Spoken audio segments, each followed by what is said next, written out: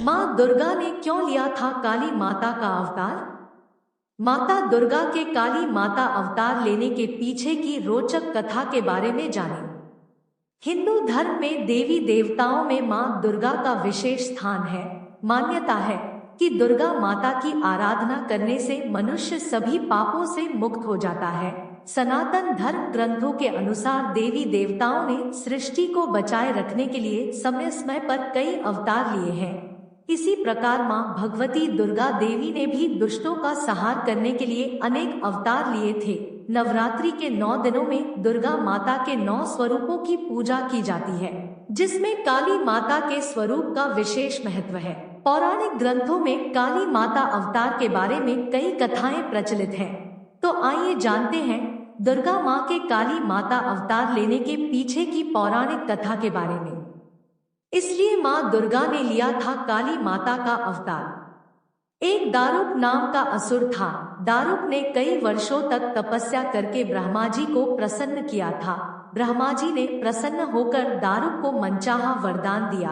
ब्रह्मा जी द्वारा वरदान मिलने पर दारुक देवों और ब्राह्मणों को प्रताड़ित करने लगा। उसके बाद दारुक ने सभी धार्मिक अनुष्ठान, हवन इत्यादि कार्य बंद करवा दिए और स्वर्ग पर भी अपना अधिकार जमा लिया। तब सभी देवता एकत्रित होकर ब्रह्मा और विष्णु जी के पास गए और दारुक के द्वारा किए गए कृत्यों के बारे में बताया। तब ब्रह्मा जी ने देवताओं से कहा कि दारुक का अंत केवल एक स्त्री ही कर सकती है, अर्थात दारुक एक स्त्री के हाथों ही पराजित हो सकता है।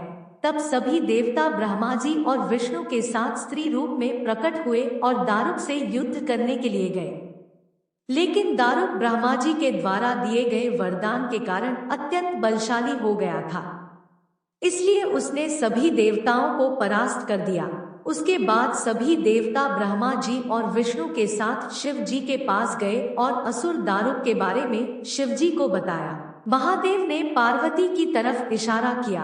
पार्वती ने अपने एक अंश को शिवजी के शरीर में अदृश्य तरीके से प्रवेश कराया। माता पार्वती का वह अंश भगवान शिव के गले में मौजूद विष से अपना आकार धारण करने लगा।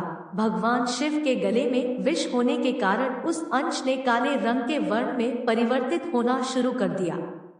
भगवान शिव ने खोला तीसरा नेत्र। माँ दुर्गा ने क्यों लिया था काली माता का अवतार? उसके बाद भगवान शिव ने उस अंश को अपने शरीर में महसूस करके अपना तीसरा नेत्र खोला। उनके नेत्र खोलने से एक काले वर्ण की स्त्री काली माता के रूप में प्रकट हुई। काली माता के माथे पर भी तीसरा नेत्र था। उनका रूप बहुत ही ज्यादा विकराल था।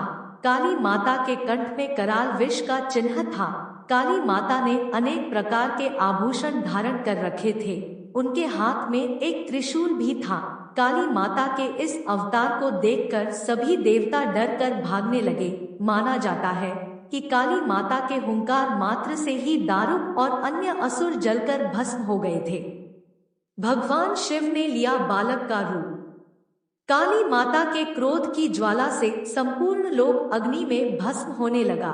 पूरी सृष्टि को जलता देख भगवान शिव ने एक बालक का रूप धारण किया और भगवान शिव शमशान में जाकर बालक स्वरूप में रोने लगे।